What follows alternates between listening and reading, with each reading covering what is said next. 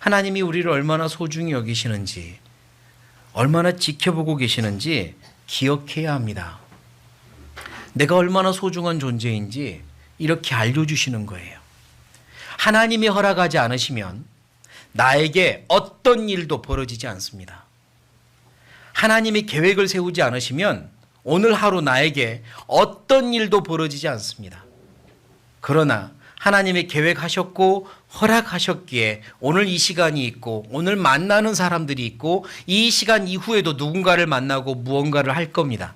어떤 일이 벌어져도 그건 하나님이 계획하셨고 허락하셨기 때문이에요.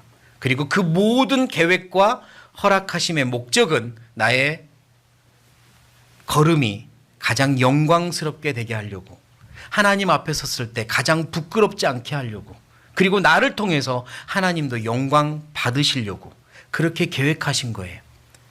하나님이 허락하지 않으시면 어떤 일도 벌어지지 않습니다. 그럼 바꿔서 말해보죠. 지금 나이가 힘든 일을 겪고 있습니다. 어려운 일을 겪고 있어요. 고민이 있습니다. 예상치 못한 일을 만났어요. 그건 하나님도 예상하지 못한 걸까요? 그렇지 않습니다. 하나님이 계획하셨고 허락하셨습니다. 나를 위해, 그리고 하나님의 영광을 위해. 그래서 일어난 거예요. 참새 한 마리도 땅에 그냥 떨어지지 않고 내 머리카락도 그냥 떨어지지 않는데 내게 일어나는 일들이 그냥 일어났겠냐고요? 아닙니다. 아니라고 말씀하세요. 너희는 모든 우주를 다 합해도 너희 하나가 더 귀하단다. 나는 너희의 아버지란다 라고 하십니다. 그래서 기억해야 됩니다. 하나님은 선하신 분이고 가장 선하신 그분이 나를 가장 선한 길로 이끌어 가시며 가장 선한 결과를 주기 원하시기 때문에 지금 나에게 이런 일이 벌어지고 있어요. 때로는 고난의 길을 걷게 하십니다. 때로는 슬픔의 길을 걷게 하세요. 때로는 아픈 길 걷게 하신다고요. 싫지만, 하나님도 싫지만 걷게 하실 거예요. 왜요? 필요하니까. 그래야 성장하니까. 그래야 넓어지니까. 그래야 불순물이 빠지고 순도 높은 진짜 정금 같은 그리스도인 되니까요. 순도 높게 하려고요. 불순물 빼려고요. 그렇게 해서 더 큰 일 맡기시려고요. 인생의 계획들이 있잖아요. 어렸을 때부터는 어린 학생들은 더 많이 있겠죠. 인생의 계획들이. 내 많은 계획들이 있는데요. 좋습니다. 인생의 계획 가지고 사세요. 하지만 진짜 중요한 기도는 하나님의 계획대로 하십시오. 하나님의 뜻대로 하십시오.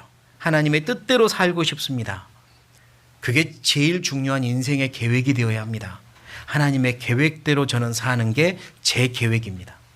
내일의 계획도 하나님의 계획대로 사는 게 저의 내일의 계획입니다. 그걸 위하여 준비할 게 있으면 준비시켜 주세요. 하나님의 계획, 10년 후에 저의 삶의 계획을 하나님이 세우셨을 텐데 그걸 위하여 지금 제가 준비할 게 있으면 하나님이 준비시켜 주세요. 그래서 준비시키는 과정에 고난도 있고 어려움도 있고 슬픔도 있고 그런 것들이 있는 겁니다. 준비시키려고, 감당케 하시려고, 키우시려고. 그러니까 걸어가는 거예요. 어떤 일을 주셨든 이거 주님이 주신 거라 믿고 따라가는 겁니다. 나의 아버지, 나의 머리 되신 주님, 그분 믿고 따라가는 거예요. 불평하지 말고, 불만 갖지 말고, 불신하지 말고, 실망하지 말고, 낭망하지 말고 따라가는 겁니다. 주님, 제가 무엇을 하기 원하십니까? 제가 어떻게 하길 원하십니까? 그걸 가르쳐 주세요. 이러면서요. 한 가지 확실한 건 어떤 어려움을 만나도 어떤 힘든 일을 만나도 꼭 붙잡아야 될 말씀이 있는데요. 절대로 내가 감당치 못할 건 주지 않으신다는 겁니다. 절대로 감당치 못할 건 주지 않으세요. 그리고 답을 가지고 주세요. 고린도전서입니다. 고린도전서 10장 13절입니다. 고린도전서 10장 13절 13절 같이 읽겠습니다. 사람이 감당할 시험 밖에는 너희에게 당한 것이 없나니 오직 하나님은 미쁘사 너희가 감당치 못할 시험 당함을 허락지 아니하시고 시험 당할 즈음에 또한 피할 길을 내사 너희로 능히 감당하게 하시느니라. 하나님의 약속입니다. 하나님은 믿부사 그러셨죠. 믿어도 된다는 말씀입니다. 나 아버지 하나님을 믿어도 된다는 말씀이에요. 내가 너희에게 어떤 시험을, 어떤 어려움을 내가 너희에게 허락할 때는 감당할 만큼만 허락한단다. 그리고 시험당에서 힘들어할 때는 또한 피할 길도 내준단다 라고 약속하셨습니다. 감당치 못할 것 주지 않으세요. 주저앉지 마십시오. 그러니까 주님, 제가 어떻게 하기를 원하십니까? 제가 어떻게 하기를 원하십니까? 여쭈시라고요. 저의 삶의 목표는 주님의 목표를 이루는 거고 제 삶의 계획은 주님의 계획대로 사는 겁니다. 그러니까 제가 무엇을 해야 될지 가르쳐 주세요. 주님의 뜻하신 바가 있어서 이런 일을 시작하셨다면 그 뜻을 이루십시오. 그리고 저는 어떻게 해야 될지 가르쳐 주십시오. 제가 어떻게 해야 될지 염려하지 않고 하나님께 맡기고 살고 싶습니다. 그럼 우리가 해야 될 건 뭐냐? 먼저 그의 나라와 그의 의를 구하라는 말씀처럼 하나님, 제가 지금 할 일을 알려주세요. 지금 제가 할 일이 뭡니까? 하나님이 기뻐하시는 일, 지금 제가 할 일이 뭔지 그걸 하겠습니다. 어떤 선택의 갈림길에서도 내가 원하는 건 이거지만, 내가 정말 원하는 건 이거지만, 그러나 하나님의 원하시는 것을 선택하겠습니다. 그렇게 가십시오. 그러면 가장 영광스러운 길을 갈 겁니다. 당장 염려스러운 일에서 이렇게 하면 해결될 것 같지만 그게 하나님의 방법이 아니라면 저는 그렇게 하지 않겠습니다. 그게 신앙이거든요. 내 생각에는 이렇게 하면 해결될 것 같지만 하나님의 방법이 아니라면 하지 않겠습니다. 그리고 기다리겠습니다. 하나님, 지금은 답이 보이지 않습니다. 그러니 기다리겠습니다. 그럼 뭘 하고 기다리느냐? 저는 그냥 말씀 보며 기다리겠습니다. 기도하며 기다리겠습니다. 하나님이 지금 당장 하라고 하시는 선한 일을 하며 기다리겠습니다. 남들은 나에게 지금 너 그럴 상황이냐? 왜 그렇게 아무것도 하지 않느냐고 손가락질을 해도 저는 제 모든 무거운 것을 하나님께 옮겨드리는 어려운 일을 하고 있는 겁니다. 남들은 나에게 아무것도 하지 않는다고 해도 나는 지금 엄청난 힘든 일을 하고 있는 거죠. 그러면서 기다리는 겁니다. 하나님 뜻대로 되기를 기다리겠습니다. 그게 믿음이죠. 염려는 아버지를 모르는 이들이 하는 거고, 하나님 아버지를 진정 아버지로 내가 모시고 있다면 염려하는 게 아니라 맡기는 겁니다. 맡겨드려야 돼요. 또 놀라운 사실은요, 지금까지 신앙생활하면서 정말 경험하고 배운 건데, 하나님은 나의 실수까지도, 내가 실수한 것까지도 다 알고 계시고 그것까지도 다시 다 만드셔서 선한 방향으로 이끌어 가신다는 놀라운 사실입니다. 모든 것이 합력하여 선을 이루십니다. 내가 실수했다고 주저앉지 마세요. 잘못 선택했다고 주저앉지 마세요. 그때 이렇게 할 걸 과거에 집착하지 마세요. 필요 없습니다. 그 실수까지도 하나님은 사용하십니다. 하나님, 제가 다시 하나님을 봅니다. 다시 하나님 봅니다. 지금부터라도 하나님 저를 이끌어 주세요라고 한다면 내가 방금 전 과거에 했던 실수까지도 사용해서 선한 길로 이끌어 가십니다. 늘 그러셨어요. 다윗의 인생을 보면 실수 참 많이 합니다. 큰 죄를 한번 짓고요. 그리고 실수들도 많이 했어요. 그러나 하나님은 그 모든 걸 다 사용하셔서 선한 길로 이끌어 가셨습니다. 그래서 다윗은 예수님의 샘플, 표본이 되었고요. 아브라함도, 믿음의 조상 아브라함도 실수합니다. 그러나 하나님은 그 실수를 사용해서 또 하나님의 선한 방향으로 이끌어 가세요. 그러니까요, 나는 원래 연약한 존재이고 실수하기 딱 좋은 사람이고 원래 그러니까 실수했다고 주저앉지 마세요. 다시 일어나서 하나님, 지금부터 다시 주님 봅니다. 다시 저를 이끌어 주세요. 이러면 됩니다. 그러면 언제든 받아주셔요. 언제든 다시 함께 하자라고 이끌어 주십니다. 그분이 나의 하나님이시기 때문이에요. 나의 아버지시기 때문에. 변함없는 사랑으로 나를 보고 계시는 아버지시라고요. 그러니까 이제 그분께 맡겨야 됩니다. 마태복음 6장입니다. 마태복음 6장 28절. 마태복음 6장 28절입니다. 28절부터 제가 읽겠습니다. 또 너희가 어찌 의복을 위하여 염려하느냐? 들의 백합화가 어떻게 자라는가 생각하여 보라. 무엇도 아니하고 수고도 아니하고 길쌈도 아니하느니라. 그러나 내가 너희에게 말하노니 솔로몬의 모든 영광으로도 입은 꽃이 이 꽃 하나만 갖지 못하였느니라. 오늘 있다가 내일은 어떤데요? 아궁이에 던지우는 들풀도 하나님이 이렇게 입히시거든 하물며 같이 읽겠습니다. 너희일까 보냐 믿음이 적은 자들아. 이번에도 작은 것 하나를 들어서 작은 것에 목숨 걸듯 염려하고 사는 그리스도인들에게 말씀하고 계십니다. 작은 들풀 잡초를 보아라. 그들은 내일 아궁이에 던져질 운명이란다. 그런데 그들이 염려하더냐? 내일 일을 염려하더냐? 물론 우리가 그들의 생각을 모르지만 하나님 말씀하십니다. 그들은 내일 일을 염려하지 않는다고.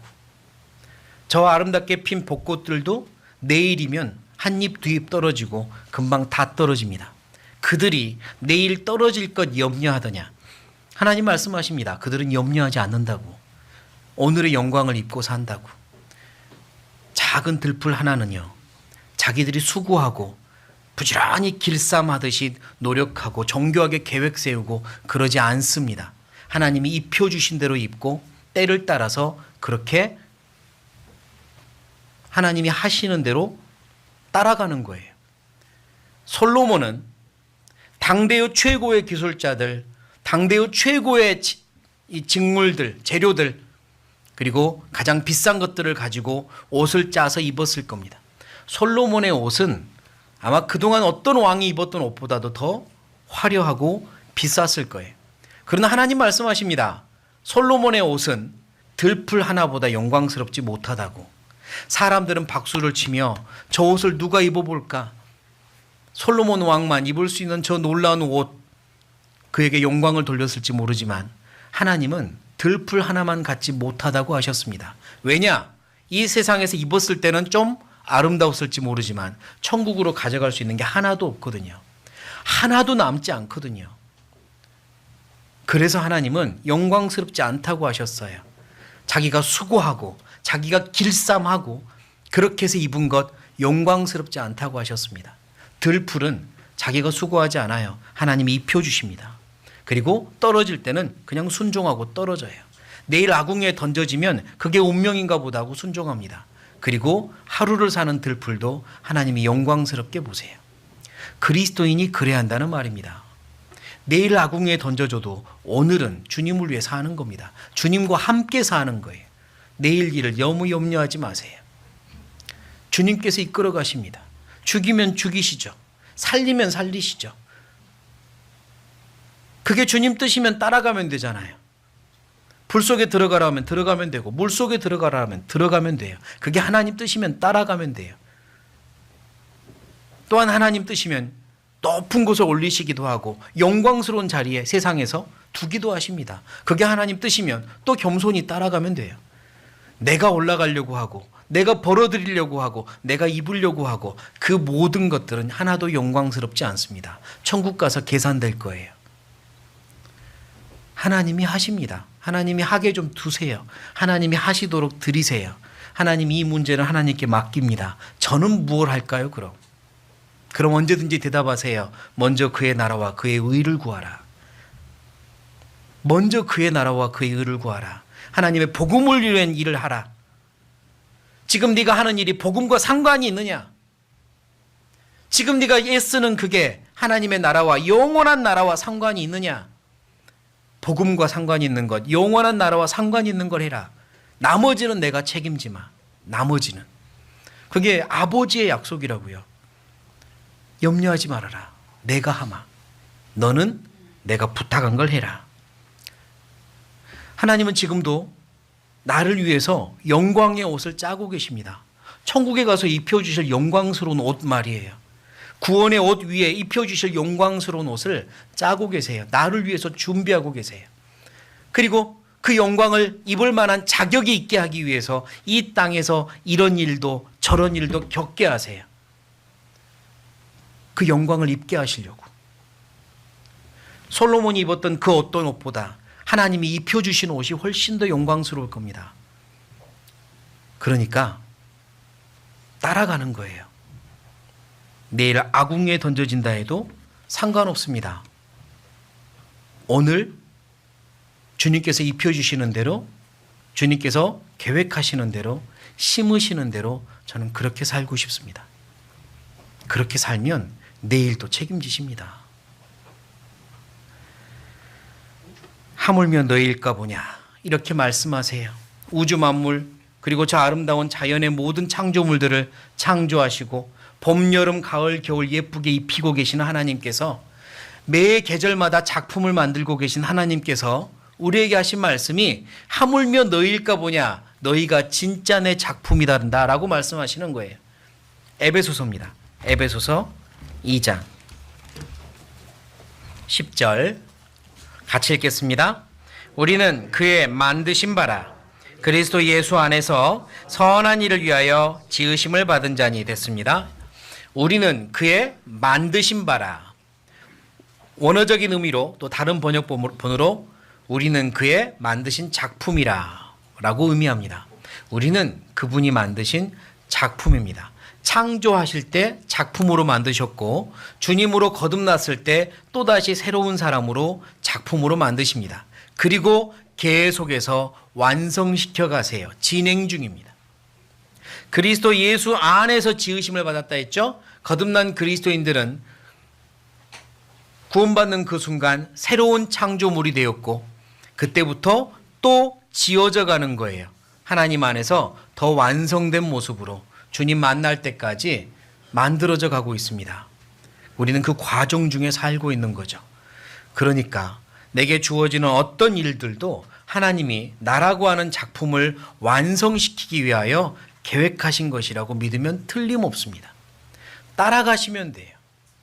따라가지 않고 내 뜻대로 내 계획대로 살려고 하니까 자꾸 손해보는 겁니다. 자꾸 문제가 생기고요. 영원한 나라 하나님 앞에 가면 그때는 정말 가슴을 치며 후회할지도 몰라요. 이 영원한 곳을 위해 준비할 걸 왜 짧은 잠깐의 생애를 위해서 그렇게 애썼던가. 영원한 세상에 가면 후회할 겁니다. 하나님은 나를 완성시켜 가기 원하세요. 그래서 답은 뭐냐? 내 모든 염려와 짐을 하나님, 내 아버지께 맡겨버리는 겁니다. 시편입니다. 시편 55편 22절, 시편 55편 22절 같이 읽겠습니다. 내 짐을 여호와께 맡겨버리라. 너를 붙드시고 의인의 요동함을 영영히 허락지 아니하시리로다. 네 짐을 하나님께 맡겨 어째라? 버리라. 맡겨 버리라고 강조하시죠. 똑같은 말씀이 베드로전서 5장에도 있습니다. 찾아보죠. 베드로전서 5장 7절 아까 읽었죠? 베드로전서 5장 7절 같이 읽겠습니다. 너희 염려를 다 주께 맡겨 버리라. 이는 저가 너희를 권고하심이니라. 염려를, 아까는 너희 모든 짐을 맡겨 버리라 라고 말씀하십니다. 우리의 염려를 주님의 손에 올려놓으세요. 그리고 다시 가져오지 마세요. 다시 가져오지 않으려면 계속 해야 되는 게 기도와 묵상입니다. 기도하면서 계속 주님의 손에 있는 걸 확인하고 그리고 주님께서 해결하고 계신다는 걸 알 수 있습니다. 내가 가져오지 않으려면 기도하고 묵상해야 돼요. 말씀을 계속해서 찾아서 같이 읽는 이유는 말씀 묵상하라고요. 이 말씀을 마음에 심으라고요. 말씀이 내 마음에 계속 심어 있고 그리고 또 올라야 묵상할 수 있습니다. 그럴 때 맞아. 이 짐을 내가 가져오면 안 돼. 주님의 손에 맡겨드리자. 주님께서 해결하셔. 약속하셨잖아. 모든 말씀엔 하나님의 약속이 들어있거든요. 그 약속을 믿고 기대고 맡기는 겁니다. 그래, 약속하셨잖아. 그래, 그럼 내가 해야 될 건 뭐지? 나는 먼저 그의 나라와 그의 의를 구하는 거야.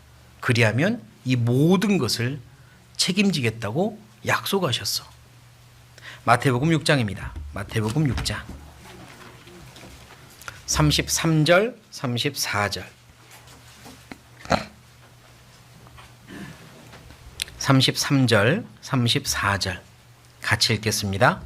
너희는 먼저 그의 나라와 그의 의를 구하라.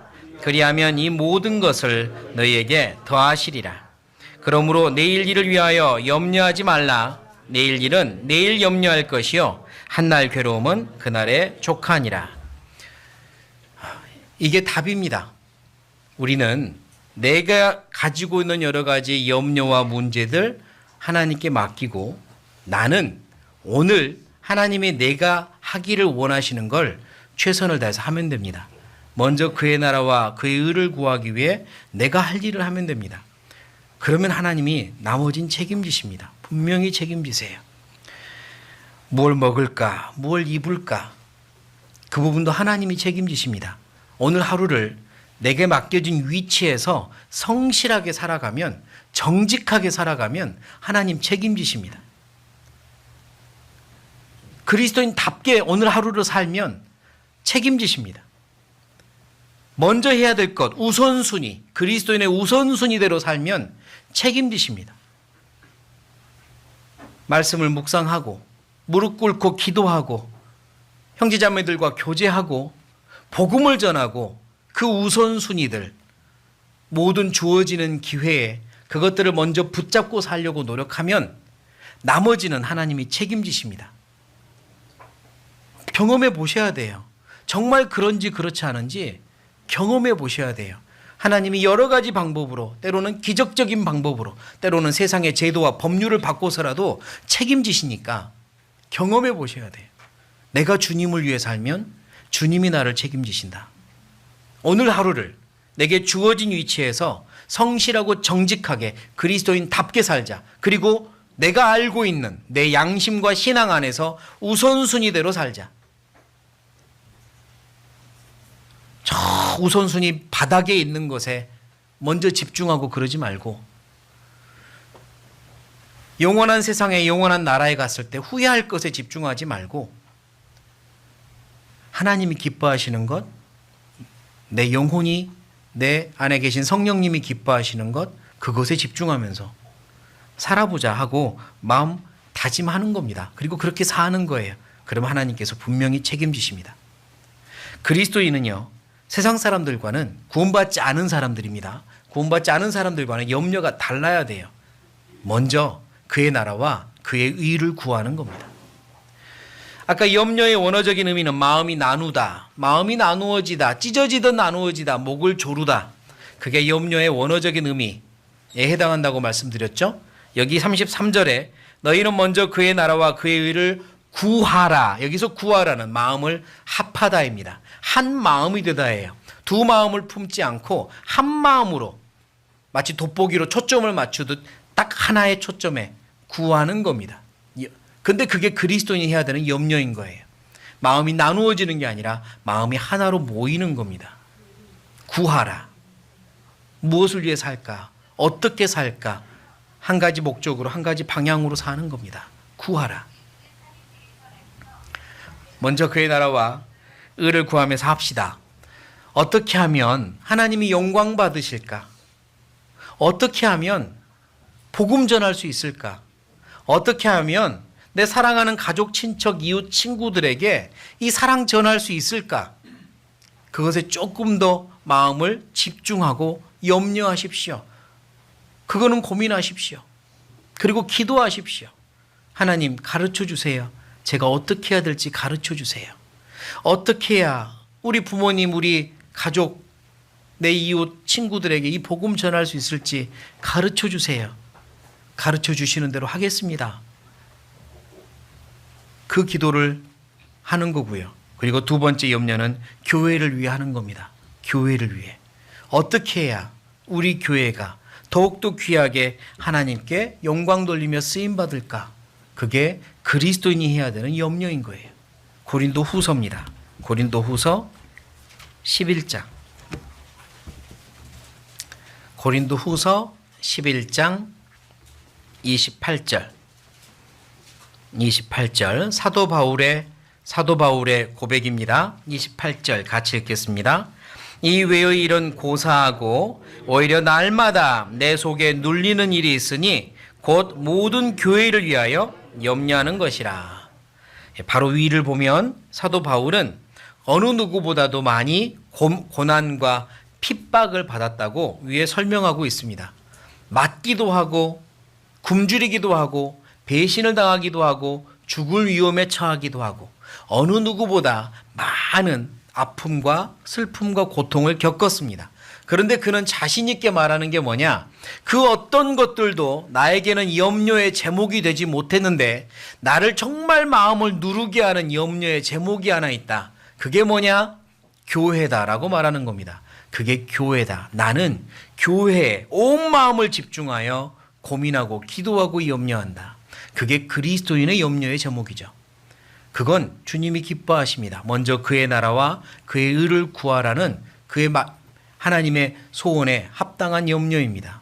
어떻게 하면 교회가 하나님께 영광 돌릴 수 있을까?